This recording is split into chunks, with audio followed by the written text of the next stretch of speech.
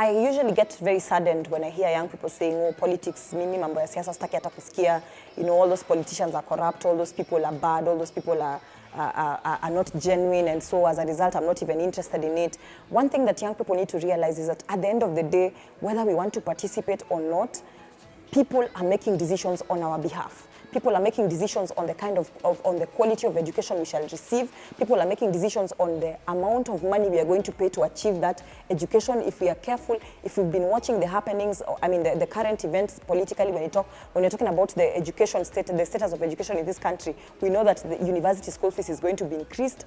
People are making decisions on whether we will have security, where we are coming from or not. People are making decisions on whether young people are going to have jobs, you know, or not. People are making decisions on the kind of infrastructure that we're going to have as a country, and whether we as the people shall shoulder the debt of having that kind of infrastructure in place or not. People are making decisions.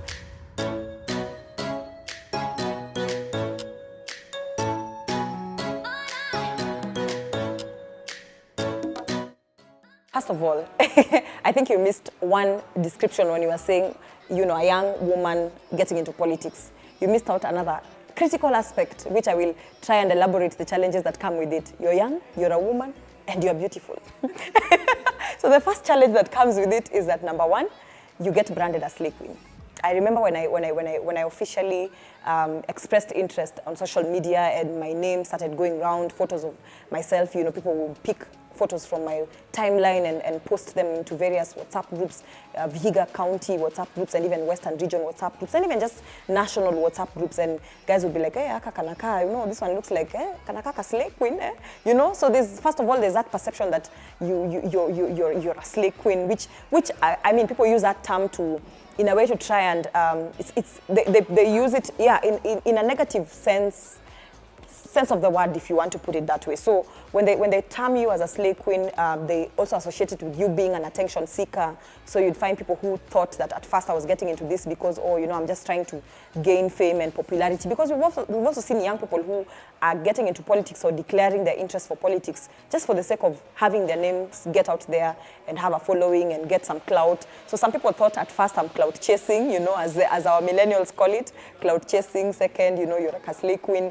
Third, and then again, that also comes with people thinking you're somebody's project, you're a male politician's project. Those are some of the challenges that I'm facing along the way, you know, people tagging you. And then you see, for me, I've had the benefit of networking far and wide. And when I mean by networking far and wide, I mean networking far and wide within the political space. So you'll check on my timeline and you'll find a photo of me and Raila. So if people see a photo of you and Raila, there's rumors that, oh, you know, you are Raila's project. You know, people see a photo of you and the president, like just the other day when we went for Mudavadi's mom's funeral, and I arrived with the president's entourage and a photo was taken, and, you know, rumor starts that, oh, you know, you're a project of Uhuru Kenyatta or the deep state. So there's all these challenges, and then the fact that your young people start asking you questions such as, you know, are you married? Where are you married from? Where do you come from? You know, just a lot of questions. Some of them are unique to mashinani politics, because Vihiga is pretty much mashinani politics.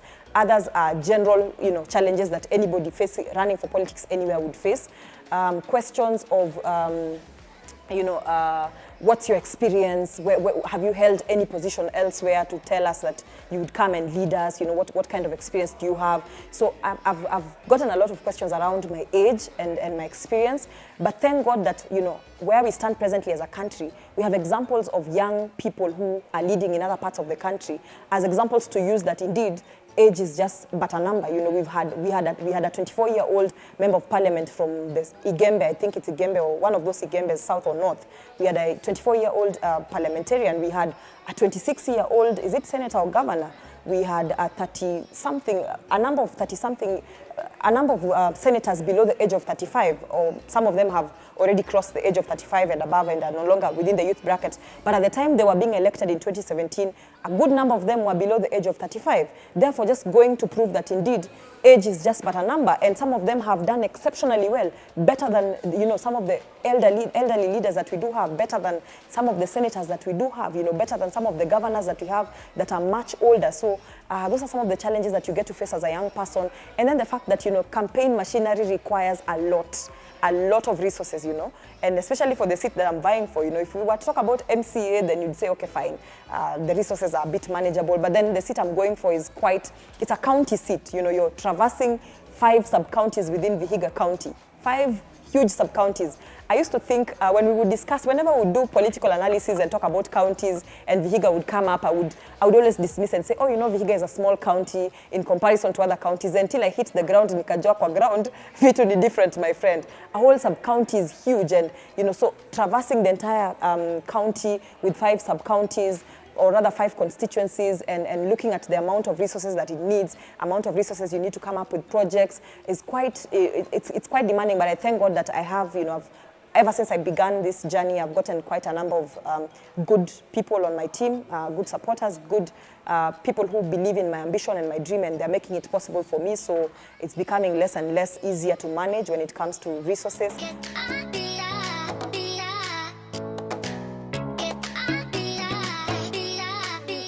As a young person, also building a core team that you can work with is also quite a challenge, because yes, you want to work with the young people, but then you know what, the dynamics of working with the young people is that loyalty is a bit of a problem. Today you have a team, tomorrow a team member has jumped ship to the other team, to the other camp. So you have to constantly be in touch with your team members so that they don't have to, they don't jump ship. So basically the question of loyalty, building a team. But there are quite a number of challenges that, of course, I'm learning and noticing along the way. But I'm getting to overcome them as time goes, and with experience, I'm getting to learn how to work around some of these challenges and some of these concerns that people have on the ground. But all in all, it's not easy for anyone, and the challenges I'm facing are not unique to myself. We have formed a small group of young women who are vying for various seats across the county. Across the country. And these are some of the challenges that are just common amongst ourselves. We get to share, and you hear people saying, oh yeah, I'm facing the same challenge. Maybe, challenges of security also is a problem. I haven't gotten to face that yet, but I'm sure as the competition gets stiffer or as things move along, it will become one of the challenges I'd have to face. But as we say, I usually say that do not limit your challenges, challenge your limitations, So the challenges will be there, as many as possible, but the goal for me is to find a way of how I can limit those challenges so that I can get to achieve whatever goal I have set for myself of becoming the next Vihiga County women representative. When I'm engaging with people, some of them even suggest that, oh, why wouldn't you have just started with MCA and then move to MP and then move to women representative and then maybe now think about governor?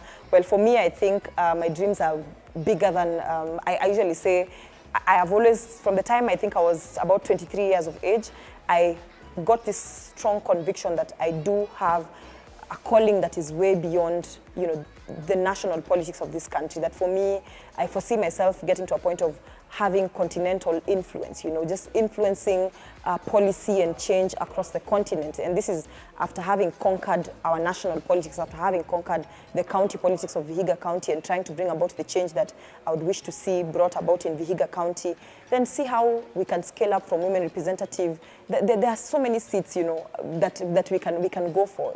If women representative, if once having conquered women representative, we do have the governorship seat that we can try and see whether we can, we can attempt to go for governorship seat with time as time goes, and then attempt to see how we can scale up to the national politics. There's a lot that can be achieved within the political and policy space. But then for me, the ultimate goal and dream for me is to become an influencer, a policy change agent, continentally speaking,